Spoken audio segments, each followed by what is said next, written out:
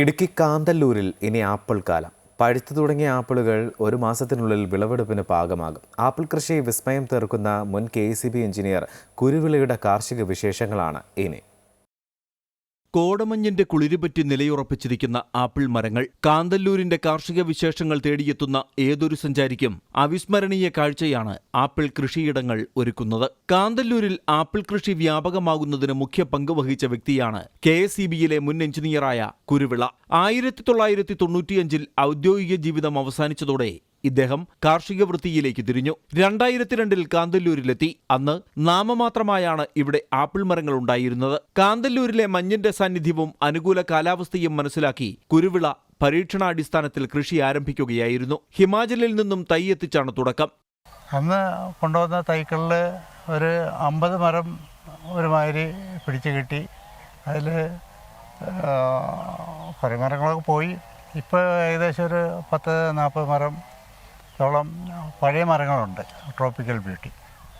അപ്പോൾ ഇതിൻ്റെ ആയുസ് അന്വേഷിച്ചപ്പോൾ 25 കൊല്ലം 20 കൊല്ലം എന്നൊക്കെ പറഞ്ഞപ്പോൾ എന്നാൽ ഇനി പുതിയതായിട്ട് പുതിയ വെറൈറ്റി ഏതാ ഉള്ളതെന്നുള്ളത് അന്വേഷിച്ചപ്പോൾ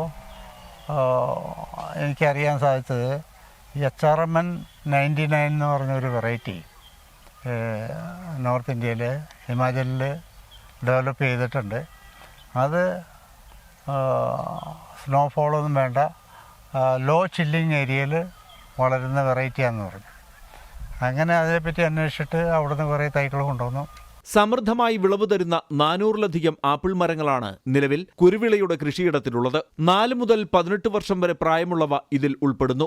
HRMN 99, tropical beauty, golden Dorsett, tropical red delicious, Israel വെറൈറ്റിയായ അന്ന തുടങ്ങിയ ഇനങ്ങളാണ് കൃഷി ചെയ്യുന്നത്. ഇതോടൊപ്പം ഗ്രീൻ ആപ്പിളുമുണ്ട്. ട്രോപ്പിക്കലും അധികം മഞ്ഞു വേണ്ടാത്ത HRMNുമാണ് വ്യാപകമായി കൃഷി ചെയ്യുന്നത്. ആപ്പിളിനൊപ്പം പ്ലംസും അവക്കാഡോയും സ്ട്രോബെറിയുമൊക്കെ ഇവിടെ പരിപാലിക്കുന്നു. പൂർണ്ണമായും ജൈവ കൃഷിയാണ് അവലംബിക്കുന്നത്. പരിപാലനം അത് ശ്രദ്ധിക്കണം. അത് ഇൻട്രസ്റ്റ് ഉണ്ടെങ്കിൽ മാത്രമേ ഇതിന് മെനക്കെട്ടാൽ മതി.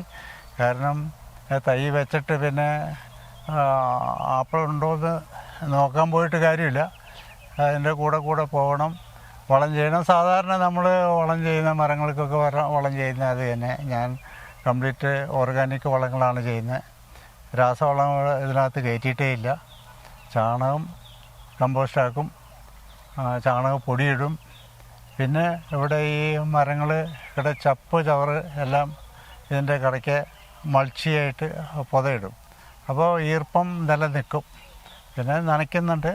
കാന്തല്ലൂരിന്റെ കാർഷിക കാഴ്ചകൾ തേടിയെത്തുന്ന സഞ്ചാരികൾ ആപ്പിൾ തോട്ടം കാണുന്നതിനായി പ്രധാനമായി എത്തുന്നതും കുരുവിളയുടെ കൃഷിയിടത്തിലേക്കാണ്.